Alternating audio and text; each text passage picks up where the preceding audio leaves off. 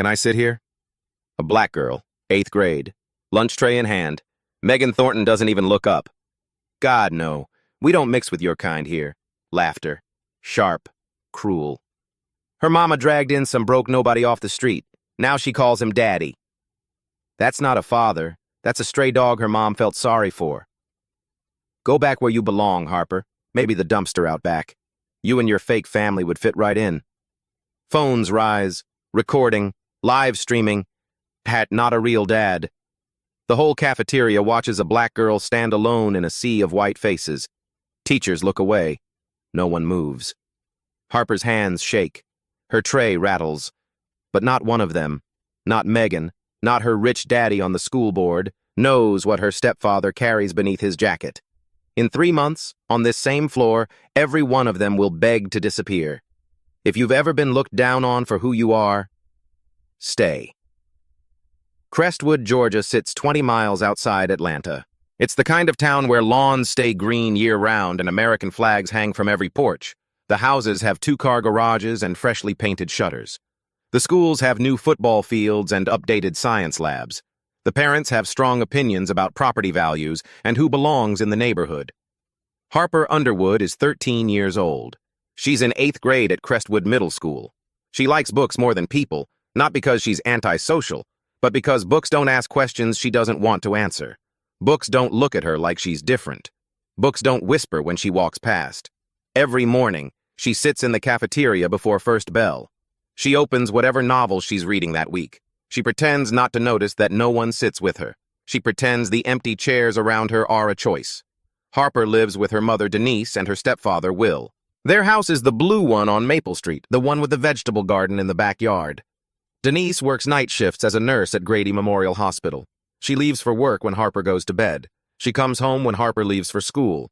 They communicate through Post-it notes on the refrigerator and quick hugs in the hallway and text messages that say, "Love you, be safe." Will Crawford is 44 years old. He works as a security consultant, which means he spends most days on conference calls in his home office and most evenings cooking dinner. He makes a mean pot roast. His chili has won 2 neighborhood competitions. He's not Harper's biological father. He married Denise 3 years ago. Harper was 10. Will is a quiet man. He doesn't talk much about himself. He doesn't talk much at all. But every morning, without fail, he wakes up before dawn to make Harper breakfast before she catches the bus. Bacon and eggs on weekdays, pancakes on Saturdays, French toast on Sundays when he's feeling fancy. There's something else about Will. He always wears a jacket, even in Georgia heat. Even when the temperature hits 95 and everyone else is in short sleeves and complaining about the humidity. Harper noticed this years ago. She asked once, in that direct way children ask things. Will just shrugged and said he runs cold. Late at night, when Harper can't sleep, she sometimes walks to the kitchen for water. The floorboards creak in the hallway. The refrigerator hums in the darkness. Once, she saw Will sitting at his desk in the living room, the lamp casting yellow light across his face. He was holding a small wooden box, just holding it, not opening it, just looking at it like it weighed more than it should. Harper never asked about the box. Some questions feel too heavy. At Crestwood Middle School, everyone knows Gerald Thornton. He's on the school board. He's the chairman of the Thornton Family Foundation. He's the man who funded the new science wing and the renovated gymnasium. When Gerald Thornton speaks at PTA meetings, the principal nods along like a student taking notes. When Gerald Thornton makes a suggestion, it becomes policy within a week. Gerald has a daughter named Megan. Megan is also 13. She sits at the center table in the cafeteria, the one near the windows where the light is best for selfies. She has blonde hair, a loud laugh, and a circle of friends who agree with everything she says. She's never received a grade lower than an A-. She's never been told no. Harper has never spoken to Megan Thornton. She has no reason to. They exist in different orbits, different worlds, really, that happen to share the same hallways. But in a town like Crestwood, orbits can collide. Worlds can crash into each other without warning. Harper doesn't tell anyone at school that Will isn't her biological father. It's not a secret. It's just not relevant. Family, to Harper, isn't about blood or DNA or whose name is on a birth certificate. It's about who shows up. And Will shows up every single day. She doesn't know yet that some people in Crestwood have a different definition of family. She doesn't know that definition will be used against her like a weapon.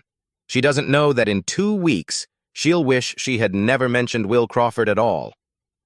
But that's the thing about ordinary mornings. They don't warn you when they're about to end. It starts on a Tuesday. Cafeteria, lunch period. The smell of reheated pizza and chocolate milk hangs in the air. Harper sits alone at her usual table by the far wall. A paperback is open in front of her. Some fantasy novel about a girl who discovers she has magic powers. The noise of the room hums around her like static. Trays clattering, voices overlapping.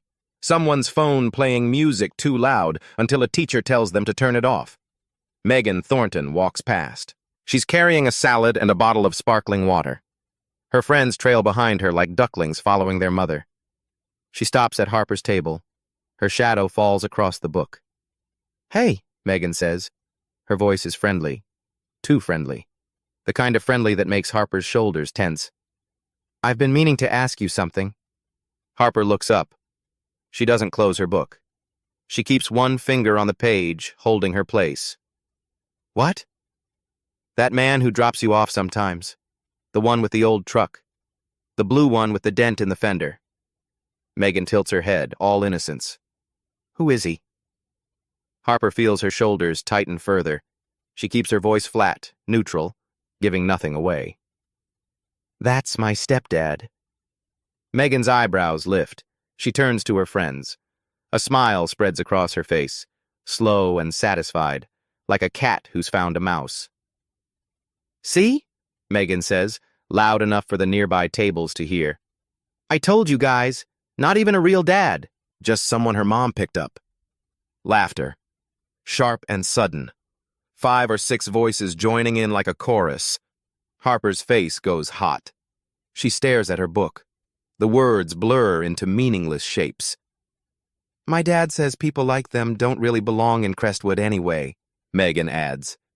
She's still smiling. She's not whispering. She wants people to hear. She wants everyone to hear. More laughter. A boy at the next table snickers into his sandwich. A girl covers her mouth like she's trying to be polite about finding it funny. Harper says nothing. Her jaw is tight. Her hands are trembling slightly beneath the table. She learned a long time ago that words don't help. That tears don't change anything. That the best thing you can do when people want a reaction is to give them nothing at all. Megan waits. She wants a response. She wants tears or anger or some kind of entertainment. When Harper doesn't give her any, she shrugs like she's bored. "Whatever. Enjoy your book." She walks away. She walks. Her friends follow. The laughter fades into the general noise of the cafeteria. Harper doesn't move for a long time. Her hands are shaking. She presses them flat against the table until the trembling stops. At the next table, a boy named Tyler watched the whole thing. He's in Harper's English class. He has brown hair and a quiet face, and glasses that slip down his nose when he reads. He saw everything. He heard everything. He doesn't say anything either. He just looks away. Harper gets through the rest of the day. She takes notes in class. She answers questions when called on. She walks the hallways with her head down and her book clutched against her chest. She waits for the bus alone, watching the cars pull away from the pickup lane. When Will picks her up that afternoon, Denise had an early shift, Harper climbs into the truck and buckles her seatbelt without a word. "How was school?" Will asks. His voice is warm, familiar. "Fine." Will glances at her. He's good at reading silence. He's had practice, years of it. "You sure?" "Yeah." He doesn't push. That's one of the things Harper loves about him. He gives her space. He trusts her to come to him when she's ready. She's not ready. That night, Harper lies in bed and replays the cafeteria scene. Megan's smile, the laughter, the words echoing in her head like a song she can't stop hearing. Not even a real dad. People like them. She thinks about Will in the kitchen, making her breakfast. Will driving her to school when she missed the bus. Will sitting up with her when she had the flu last winter, bringing her soup and bad jokes until she fell asleep. He's more of a father than anyone she's ever known. But Megan Thornton doesn't care about that. Megan Thornton only cares about what she can use. Harper closes her eyes. She tells herself it was just one comment. Just one bad day. It won't happen again. She's wrong. This is only day one. The next week is worse. Megan doesn't let it go. Every day she finds Harper. In the hallways, in the cafeteria, outside the bathroom. Every day she has something new to say. Is your fake dad picking you up today? Does he even have a real job, or does he just live off your mom? I heard step-parents don't actually love you. They just pretend because they have to. Must be sad. The comments are always loud enough for others to hear, always delivered with that same sweet smile, like she's just making friendly conversation. Always followed by laughter from the 5 or 6 students who orbit around her like satellites. Harper stops eating in the cafeteria. She takes her lunch to the library instead. She sits in the back corner behind the biography section where no one ever goes. She eats her sandwich in silence, surrounded by books about dead presidents. It doesn't help. The comments follow her into the hallways, into class, whispered just loud enough for her to hear. Into the group chat for her English project where someone posts a meme about fake families and tags her. 32 people see it before she mutes the notification. Denise notices something is wrong. Harper is quieter than usual. She's not eating much at dinner, just pushing food around her plate. She's going to bed early and waking up tired with dark circles under her eyes. What's going on? Denise asks one evening. They're standing in the kitchen. The dinner dishes are in the sink. Will is in his office on a call. Harper shrugs. Nothing. Harper. The word hangs in the air. Denise has that tone, the one that says she's not going to let this go. The mom tone. Harper tells her, not everything, just enough. The comments. Megan, the laughter that follows her everywhere. Denise's jaw tightens. Her hands curl into fists at her sides. That's not okay. Mom, just leave it. It'll make things worse. No, I'm going to talk to the school. Mom, this is not up for discussion. The next morning, Denise sends an email to Principal Howard Green. She outlines the situation carefully, professionally. She uses words like harassment and hostile environment and repeated incidents. She asks for a meeting. The principal responds within hours. He's very sorry to hear about this. He takes these matters extremely seriously. He'll look into it personally. He thanks her for bringing it to his attention. 2 days later, Principal Green calls Denise. I spoke with the students involved, he says. His voice is smooth, practiced, the voice of a man who's had this conversation many times before. I've reminded them about our anti-bullying policy. I'm confident this won't be an issue going forward. What about consequences? Denise asks. What happens to the kids who did this? We believe in restorative approaches here at Crestwood. Punishment can sometimes escalate tensions. The best thing for everyone, especially Harper, is to move forward constructively.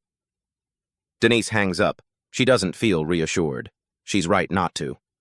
Because while Principal Green was on the phone with Denise, another conversation was happening. One she didn't know about. Gerald Thornton called the principal's direct line that same afternoon. The call lasted 4 minutes. No one knows exactly what was said, but later that day, Principal Green sent an email to his vice principal. The subject line read, Parent Concern, Underwood. The body of the email contained one sentence. Handle quietly. Don't escalate the Thornton situation. Nothing changes. The comments continue. The laughter continues. And now it's spreading beyond the cafeteria, beyond the school walls. Someone creates an Instagram account called Crestwood Confessions. It's supposed to be anonymous gossip, fun and harmless. Within a week, there are posts about Harper, screenshots of the group chat, comments like fake family goals and imagine having a stepdad and thinking he's your real dad and laughing emojis, so many laughing emojis. Harper sees the posts. She lies in bed at night scrolling through them, reading every comment, every reply. She doesn't know why she does this to herself. Maybe she thinks if she reads enough, it will stop hurting. It doesn't stop hurting. Will notices that Harper is different, quieter, more closed off. She used to talk to him about her books, about her classes, about the weird things her teachers said. Now she barely speaks at dinner. One evening he asks if everything is okay at school. It's fine, Harper says. She doesn't look up from her plate. Will studies her face. He knows she's lying. He also knows that pushing won't help. He learned that the hard way, years ago, in places far from Georgia. "If you ever want to talk," he says, "I'm here, day or night. No judgment." Harper nods. She goes to her room. She closes the door. She doesn't know that her stepfather is already carrying a weight she can't imagine. She doesn't know that every time someone calls him not a real dad, it lands on top of something much heavier, something buried deep. But she's about to find out. Because Gerald Thornton has already made his next move. He called Principal Green again. He suggested that the Underwood family might be overreacting. He mentioned casually that he'd hate for this kind of drama to affect the school's excellent reputation. He mentioned even more casually that the Thornton Foundation's next grant cycle is coming up. $2 million for the district. A lot of money to lose over one complaint. Principal Green understood perfectly. And in his office, behind closed doors, he decided that the easiest path forward was to make the problem disappear. Not the bullying, the complaint. The system was supposed to protect Harper. Instead, it protected the people writing the checks. But Gerald Thornton made one mistake. He let his daughter keep going. He let her feel invincible. He let her believe that no one would ever hold her accountable. And the next time Megan Thornton decided to humiliate Harper's family, she did it on camera. Friday afternoon, 3:45. The dismissal bell rang 10 minutes ago. Harper walks out the front entrance of Crestwood Middle School. The October sun is warm on her face. The air smells like cut grass and exhaust from the buses idling at the curb. She's looking for her mother's car. Instead, she sees Will's truck. He's parked near the flagpole, leaning against the driver's side door. He's wearing his usual jacket despite the 80-degree heat. His arms are crossed. He looks out of place among the minivans and SUVs with their "My child is an honor student" bumper stickers. Denise must have had to leave early for work. Harper starts walking toward him. She doesn't see Megan until it's too late. Megan is standing near the bike rack with 4 of her friends. They're watching Will, whispering, smiling. One of them is already holding up a phone. "Oh my God," Megan says, loud enough to carry across the pickup lane. "Look, you guys, it's Harper's fake dad." Harper freezes. Her backpack suddenly feels like it weighs 100 pounds. Megan keeps talking, her voice bright and performative, loud enough for everyone within 50 feet to hear. "Bet he doesn't even have a real job. Probably just lives off her mom. How embarrassing." Her friends laugh. The phone is recording. The red light is blinking. Megan knows it. She's playing to the camera. "Hey, Harper," Megan calls out. "Is he going to pretend to be your dad at parent-teacher night too? That's going to be so awkward." More laughter. Harper feels her face burning. She wants to disappear. She wants the ground to open up and swallow her whole. Will sees what's happening. His expression doesn't change, not a flicker. He straightens up from the truck, opens the passenger door, and waits. "Let's go home, kiddo," he says. His voice is calm, steady. Like nothing in the world is wrong. Harper walks to the truck. She doesn't look at Megan. She doesn't look at the phone. She climbs in and shuts the door harder than she meant to. Will gets in the driver's seat. He starts the engine. He pulls out of the parking lot without a word. Harper stares out the window. Her vision is blurry. She's not going to cry. She's not going to give them that satisfaction. She bites the inside of her cheek until she tastes copper. Will doesn't ask what happened. He doesn't need to. He just rests one hand on the steering wheel and puts the other on Harper's shoulder. He leaves it there, warm and solid, until they get home. That night, Megan posts the video, first on Instagram, then on TikTok. She adds a hashtag #NoToRealDad. She adds laughing emojis. She adds a caption. "When your classmate thinks a random guy is her father." Within 24 hours, the video has been shared 200 times. Students from Crestwood, students from other schools in the district, strangers who think it's funny.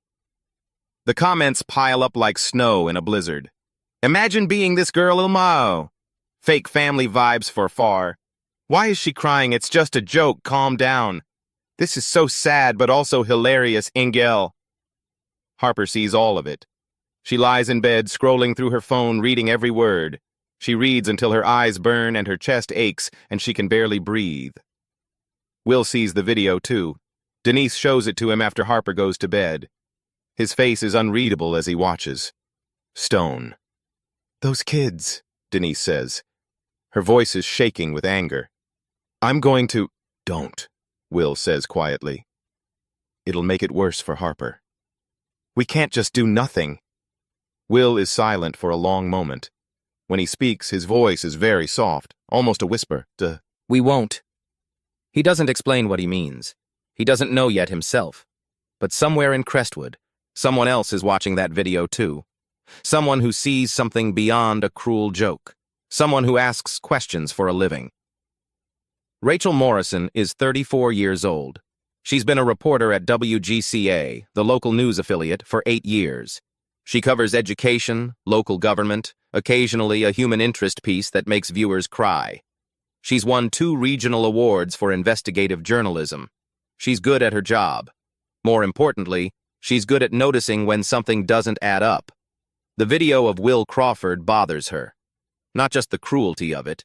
She's seen plenty of cruel videos in her years covering schools.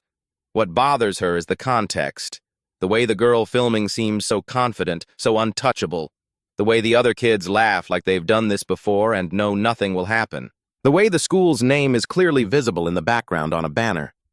Rachel does what she always does when something doesn't sit right. She starts digging.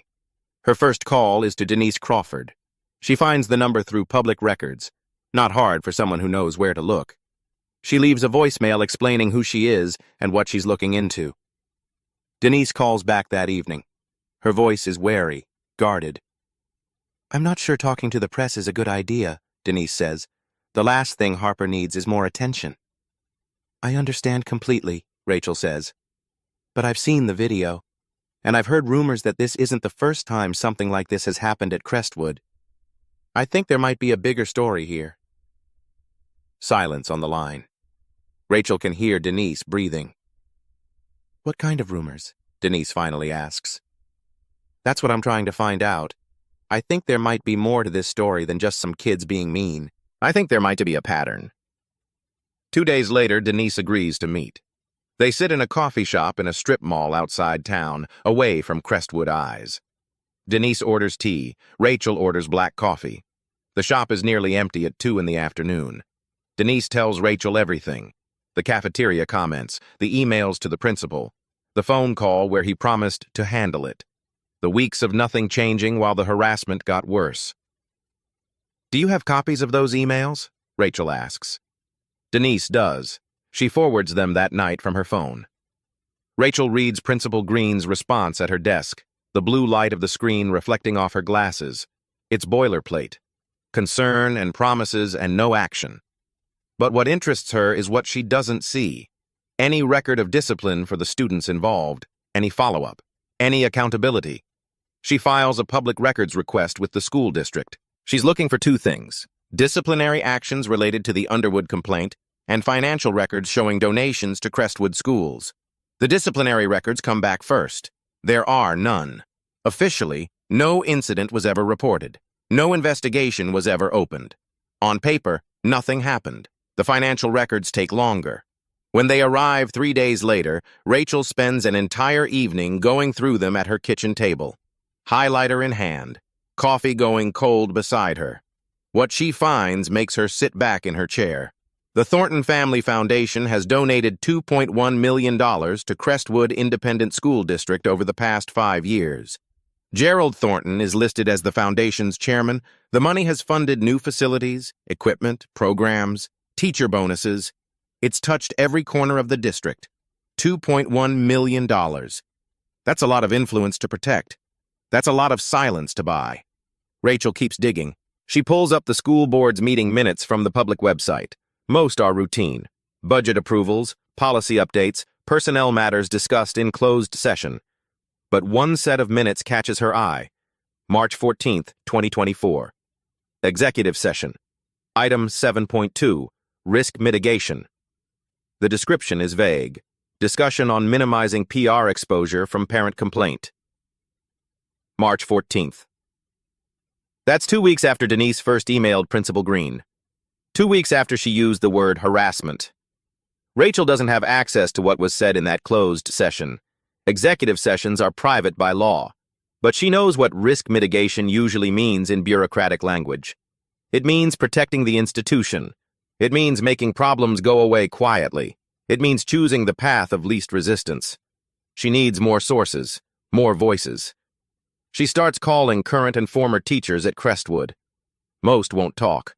Some hang up as soon as she says she's a reporter. One agrees to meet off the record, in a park on the other side of the county. Her name is Linda Pearson. She taught English at Crestwood Middle School for 12 years.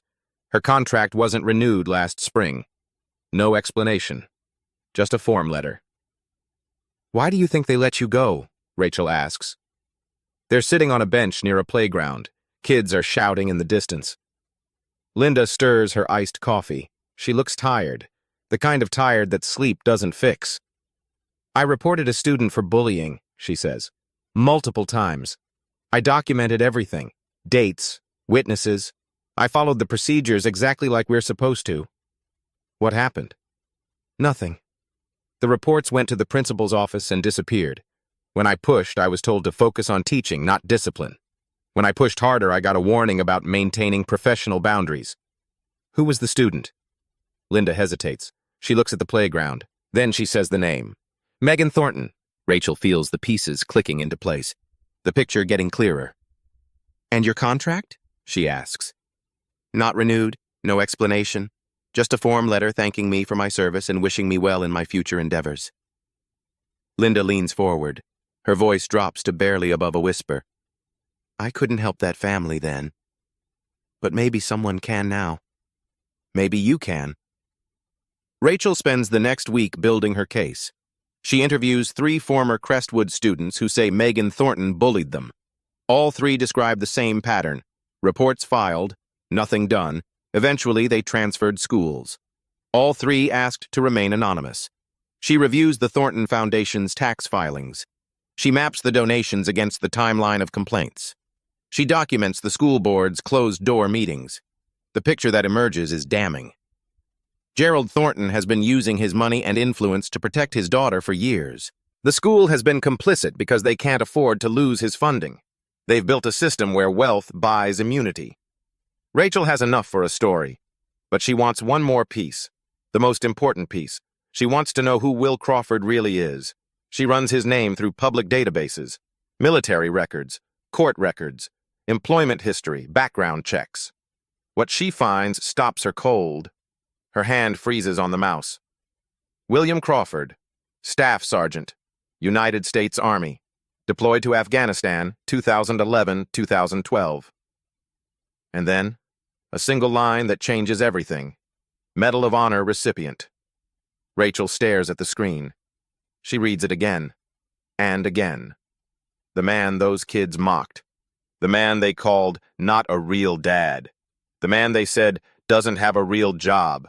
The man they laughed at in a parking lot while recording him on their phones. He's one of fewer than 4,000 people in American history to receive the nation's highest military honor. He's a certified hero, the real deal. Rachel picks up her phone. Her hands are trembling slightly. She has calls to make. The letter arrives at WGCA's office 3 days later. It's printed on expensive paper. The letterhead reads, Thornton and Associates. Rachel reads it in her cubicle. Her coffee goes cold beside her. The letter accuses Rachel of reckless disregard for the truth. It threatens legal action for defamation if WGCA broadcasts false and malicious claims about Gerald Thornton or his family. It demands that all materials related to the story be preserved for potential litigation. It's not a response. It's a warning shot. Rachel shows the letter to her news director. He reads it twice. "Is your sourcing solid?" he asks. "Rock solid. I have documents, I have witnesses, I have financial records." Then we keep going. Rachel keeps going. But Gerald Thornton isn't finished. The next attack doesn't come at the news station. It comes at Will Crawford. Will works as a security consultant for a company called Secure Point, Inc. He's been with them for 3 years. Steady work, Good pay. Enough to help cover the mortgage while Denise pays down her nursing school loans. 3 days after Rachel's records request becomes public, Will receives an email. The subject line is neutral. Contract review. Crawford, W. The body is brief. After careful consideration, SecurePoint Inc. has decided not to renew your consulting contract. Your final payment will be processed by end of month. We wish you well in your future endeavors. No reason given, no warning, no opportunity to respond. Will stares at the email for a long time. He doesn't know it yet, but Gerald Thornton is a minority shareholder in SecurePoint's parent company. He made one phone call. The call lasted 6 minutes. That's all it took. When Denise comes home from her shift, Will tells her. They sit at the kitchen table. The house is quiet. Harper is asleep. "What are we going to do?" Denise whispers. "I'll find something else." "Will?" "I'll find something else." His voice is steady, but Denise can see the tension in his shoulders, the way he's holding himself still, like he's afraid of what might happen if he moves. "This is because of us," she says. "Because we spoke to that reporter." "Probably. Maybe we should stop. Tell her we're done." Will is quiet for a moment. When he speaks, his voice is very soft. "If we stop now, they win. And they'll keep doing this to someone else."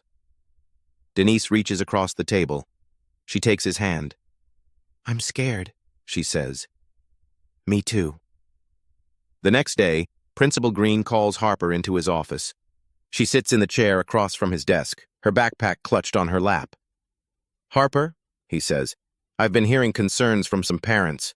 They say you've been spreading rumors about other students, making accusations." Harper blinks. "What? I haven't—" "I'm not saying it's true," Green interrupts. "I'm just letting you know that this kind of behavior can be very disruptive. It might be best for everyone if you focused on your schoolwork and let the adults handle adult matters." Harper doesn't know what to say. She feels like she's fallen into a trap she didn't see coming. "Do you understand?" Green asks. "Yes," Harper whispers. "Good. You can go." Harper walks out of the office. Her hands are shaking. That evening, she hears her parents talking in the kitchen. She stands in the hallway just out of sight and listens. Will lost his job. The principal warned her. The lawyers are threatening. All because of her. All because she told her mom about the cafeteria. She goes to her room. She closes the door. She lies on her bed and stares at the ceiling. This is her fault. All of it. That night, Harper tells her mother she wants to transfer schools. "Please," she says. "I can't do this anymore." Denise holds her daughter. She doesn't have an answer. A statement from Gerald Thornton's attorney. Mr. Thornton categorically denies all allegations of improper influence. Any suggestion that he has used his position to affect school policy or employment decisions is false and defamatory. Mr. Thornton reserves the right to pursue all legal remedies to protect his family's reputation. The statement says nothing about Megan, nothing about the video, nothing about the years of complaints that disappeared into filing cabinets. But Gerald Thornton didn't just want to win this fight. He wanted to make sure the Crawford family never tried again. He's about to learn that some people don't scare easily, especially people who've already been through fire. Harper lies awake at 2 a.m. The house is silent. Her mother went to work hours ago. The only light comes from the street lamp outside her window, casting pale stripes across the ceiling. She can't stop thinking about the principal's office. The way he looked at her. The way he made her feel like she was the problem. She can't stop thinking about her stepfather losing his job. The tight look on his face when he told them, the way he said, "I'll find something else," like he was trying to convince himself. This is all her fault. If she had just kept her mouth shut. If she had just ignored Megan. If she had just been normal, invisible, nobody's target. She gets out of bed. She needs water. She needs to move. The hallway is dark. She walks toward the kitchen, her bare feet silent on the hardwood. She stops. Through the back window, she can see the porch. The light is on, and Will is sitting there. He's in the old wooden chair, the one that creaks when you lean back. He's not moving. He's just sitting, looking at something in his hands.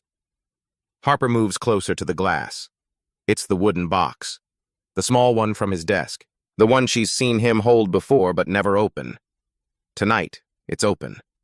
She can't see what's inside from here, but she can see Will's face. The lamp casts shadows across his features. He looks older than she's ever seen him, tired in a way that sleep won't fix. He lifts something out of the box, holds it up. The light catches it. Metal. A ribbon. Blue, she thinks, though it's hard to tell in the dim light. Harper doesn't know what she's looking at, but she knows it matters. She knows by the way Will holds it, carefully, like it might break, reverently, like it's sacred. She remembers what her mother told her once, years ago, that Will was in the army, that he was in Afghanistan, that he saw things there, did things there, that changed him. He doesn't talk about it, Denise had said. Maybe someday he will, but don't push him. Harper never pushed. She never asked. Now, watching him through the glass, she wonders what he carries, what weight he bears every day that she's never seen, what silence lives inside him alongside the nightmares he never mentions. He lost his job because of her. He's been humiliated because of her, and he's never once complained, never once made her feel like a burden. She thinks about the video, Megan's voice, not even a real dad. Looking at Will now, Harper understands something she didn't before. He's more real than anyone she's ever known, more real than the people who laugh at him, more real than the principal who smiles and does nothing, more real than Gerald Thornton and all his money. She doesn't know yet what's in that box. She doesn't know the story behind that medal. But she knows one thing. Will Crawford deserves better than this.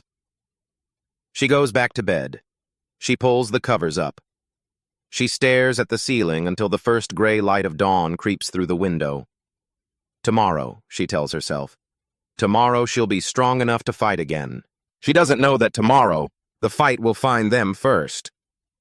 The phone rings at 7 in the morning. Will is making coffee. Denise just got home from her shift. Harper is getting ready for school. Will picks up. Hello? Will Crawford? The voice is male, gruff, familiar somehow. Speaking. This is Earl. Earl Patterson, VFW Post 1142. We served together in '09. You probably don't remember me. Will goes still. He remembers. I remember, he says quietly. I saw the video, Earl says. The one those kids posted. I know who you are, brother. I know what you did. And I'm not going to stand by while some punk teenagers drag your name through the mud. Will doesn't know what to say. He spent so long not talking about Afghanistan, not talking about any of it. What are you thinking? Will asks. I've been making some calls. There are people who want to help, people who understand what that medal means. Will glances toward the kitchen where Denise is watching him with tired eyes. I don't want to make things worse for my family, Will says. I know, but sometimes the only way out is through. Let me make some introductions. You don't have to do anything you're not comfortable with. Will is silent for a long moment. Then, okay. Earl's first call is to Rachel Morrison. He tells her things that aren't in any public database. Stories from Afghanistan, the kind of man Will Crawford is. Rachel listens. She takes notes. I'm running this story with or without your help, she says. But if you want to be part of it, I'd be honored. Earl makes more calls. Word spreads through the veteran community. By evening, VFW Post 1142 has posted a statement on their Facebook page. Sergeant William Crawford is a Medal of Honor recipient. He risked his life to save 7 American soldiers in Afghanistan. He is a hero. We stand with him and his family. The post is shared, then shared again. Within 48 hours, it has reached veteran groups across Georgia, then across the South. At the same time, Rachel's inbox fills with new messages. Former Crestwood students, teachers, parents who saw complaints go nowhere. 3 students come forward. They tell Rachel their stories. Megan Thornton bullied them. They reported it. Nothing happened. They transferred to other schools. Pattern of behavior. That's what Rachel calls it in her notes. The tide is turning. Earl calls Will again. The post is picking up attention. Some folks are asking if there's anything more they can do. Will thinks. What did you have in mind? Veterans Day is coming up, November 11th. What if we ask the school to honor you at their assembly? Put you front and center. Let those kids see who they've been laughing at. Will is quiet for a long time. Let me talk to my family, he says. That night, he tells Denise and Harper about the plan. Harper looks at him with wide eyes. You do that? Go up in front of everyone? Will meets her gaze. If it helps you, I'd do anything. November 10th, the night before Veterans Day. Rachel Morrison sits in the WGCA studio. The cameras are rolling. This is her moment. Good evening, she says. Tonight we bring you an investigation into bullying, power, and silence at one of Atlanta's most prestigious school districts. The segment runs 7 minutes. It's the longest local news package WGCA has aired all year. Rachel lays out everything. The video of Megan Thornton mocking Will Crawford, the screenshots from social media, the emails between Denise Crawford and Principal Green, the internal memo, "Don't escalate the Thornton situation," the $2.1 million in donations from the Thornton Family Foundation, the closed-door board meeting discussing risk mitigation, the testimony of Linda Pearson, the teacher whose contract wasn't renewed, the 3 former students who came forward with their own stories, and then the final piece. Rachel looks directly into the camera. Her voice is steady. The man in that video, the man those students called not a real dad, the man they said doesn't have a real job, is Staff Sergeant William Crawford, United States Army. She pauses. On August 14th, 2012, in Kandahar Province, Afghanistan, Sergeant Crawford's convoy was ambushed by enemy forces. Under sustained gunfire, he crawled 40 meters to reach 2 wounded soldiers and drag them to safety. When a second vehicle was hit, he returned to the kill zone and rescued 5 more. He was wounded 3 times. He refused evacuation until every member of his unit was accounted for. Rachel holds up a document. For his actions that day, Sergeant Crawford received the Medal of Honor, the highest military decoration awarded by the United States government. The medal was presented by the President of the United States. She sets the paper down. The girl in that video called him nobody. The President called him a hero. Silence. Tomorrow is Veterans Day. Crestwood Middle School will hold its annual assembly, and Sergeant William Crawford has been invited to attend. The segment ends. The phones start ringing. Across Crestwood, people are watching. Parents, teachers, students. In Gerald Thornton's living room, the television is on. Gerald sits in his leather chair, his face gray. Megan sits on the couch. She's not laughing now. She's staring at the screen with something like fear. A Medal of Honor recipient, she whispers. I didn't know. Gerald says nothing. There's nothing to say. His money can buy silence. It can buy influence. It can buy contracts and board seats and favorable press coverage. But it can't buy back what his daughter said on that video. It can't unsay the words. It can't undo the cruelty. Tomorrow, every student at Crestwood Middle School will sit in that auditorium. Every student will see Sergeant William Crawford walk onto that stage. Every student will see the medal around his neck, including Megan Thornton. And she won't be able to look away. November 11th, 8 in the morning, Crestwood Middle School auditorium. 600 students file into rows of folding chairs. Teachers stand along the walls. Parents fill the back section. The room smells of floor wax and nervous energy. Harper sits in the 3rd row with her class. Her hands are folded in her lap. She's trying not to shake. 3 rows behind her, Megan Thornton sits with her friends. None of them are talking. None of them are looking at their phones. They all saw the broadcast last night. They all know what's coming. Principal Howard Green walks to the podium. His face is tight. Good morning, he says. His voice echoes through the speakers. Today, we honor those who have served our country. We have a special guest with us. Please welcome Sergeant William Crawford. Applause. Scattered. Uncertain. Will stands up from a seat in the back row. He walks down the center aisle toward the stage. He's wearing a dark suit. No jacket over it this time. Nothing to hide. The Medal of Honor hangs around his neck on its pale blue ribbon. The gold star catches the light. The applause fades. The room goes quiet. 600 students. Not one of them breathes. Will reaches the stage. He climbs the 3 steps. He turns to face the audience. He doesn't speak. He just stands there, looking out at the rows of faces. The teachers who knew and did nothing. The students who laughed and recorded. The parents who looked the other way. His eyes move slowly across the room. They pass over Harper.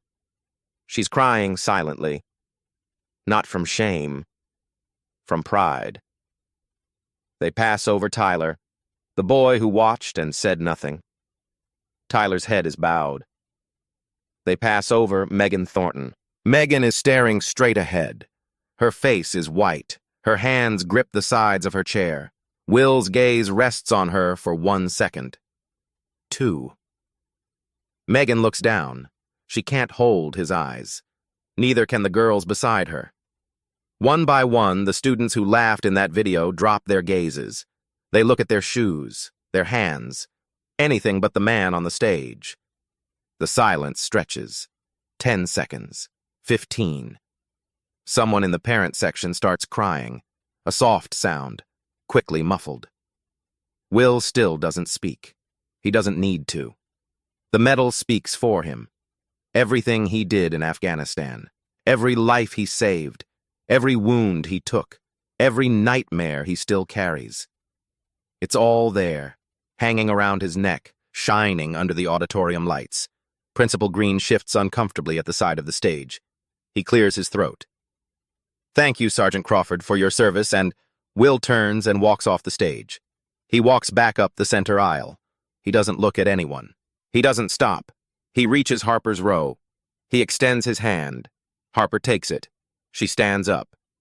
Together, they walk out of the auditorium. The doors close behind them. The silence holds for another 10 seconds. Then, slowly, someone starts clapping. Then another. Then 100. Megan Thornton doesn't clap. She just sits there, staring at the empty stage, finally understanding what it means to be small. 1 week later. Gerald Thornton resigns from the Crestwood School Board. His statement cites personal reasons. No one believes it. Megan Thornton transfers to a private school in Atlanta. She is not seen in Crestwood again. The school district revises its anti-bullying policy. The new version includes an independent review process for complaints. It passes unanimously. Linda Pearson receives a formal apology from the superintendent. She declines an offer to return to teaching. Some doors, she says, are better left closed. Harper goes back to school. For the first time in months, she doesn't eat alone. Tyler sits with her at lunch. He doesn't say much. He doesn't need to. Sometimes showing up is enough. Will still picks Harper up every afternoon. He still wears his jacket most days. Old habits. But sometimes, when the light is right, you can see the ribbon beneath his collar. Pale blue. Almost hidden. He doesn't talk about Afghanistan. Maybe he never will. But Harper understands now. Some weight you carry forever. The only question is whether you carry it alone. The medal weighs 3 ounces. The silence satisfies 13 years. But sometimes, silence is the loudest thing in the room. Courage doesn't need a microphone. It just needs one person willing to stand up. If this story touched you, if you were ever the Harper, or if you knew a Will Crawford, leave a comment below. And if you want to hear more stories like this one, subscribe. We'll be back. Some heroes wear medals. Others sit next to the kid no one else will.